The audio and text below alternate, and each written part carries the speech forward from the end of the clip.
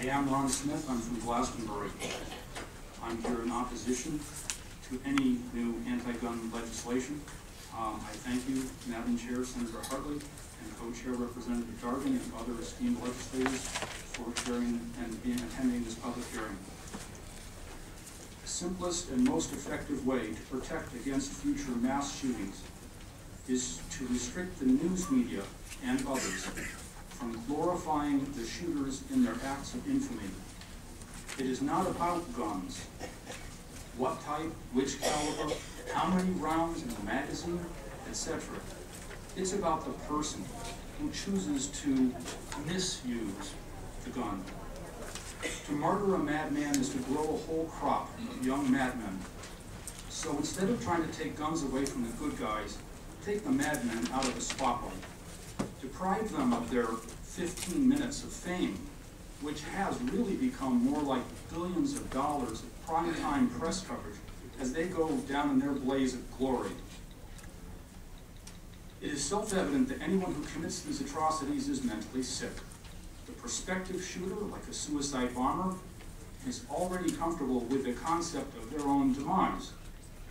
To an outcast or a social misfit or a disgruntled mental defective, consequences such as incarceration, shame, and guilt pale in comparison to the opiate of being able to force everyone in the world to stop and pay attention to them. When the media grants them that wish, the media is also to blame. Then the media turns around and suggests and implies that legal and responsible gun owners should be punished by legislation like Bill 1076 for an event cycle that the media themselves put into motion and have fueled. It's a red herring. Don't fall for it. To slow this cycle of exhibitionist violence, we have to take the shooter out of the spotlight. To actually make it stop, we have to change our culture to utterly and deliberately ignore the identity of the shooter or bomber, etc. It's the only way to remove the incentive. If the media aren't willing to police themselves, they've shown that they're not, by redacting the picture and name of the shooter, then I propose that legislation be drafted to use the power of law to prevent them, the media, from profiting from the sensationalism that feeds on the deaths of our children and our caring protective adults, both in schools and everywhere else. We can stop it, we need to stop it. This is a real solution, and it doesn't create hardship and harm to law-abiding firearm owners in doing so.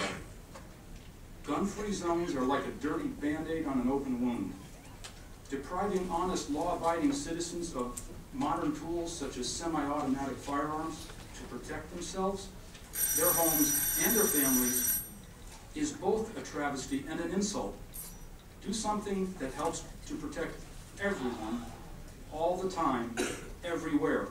Go to the root of the problem, and that means making a difference in the mind of the disgruntled, mentally defective, potentially violent person. Thank you. I'd be happy to take it.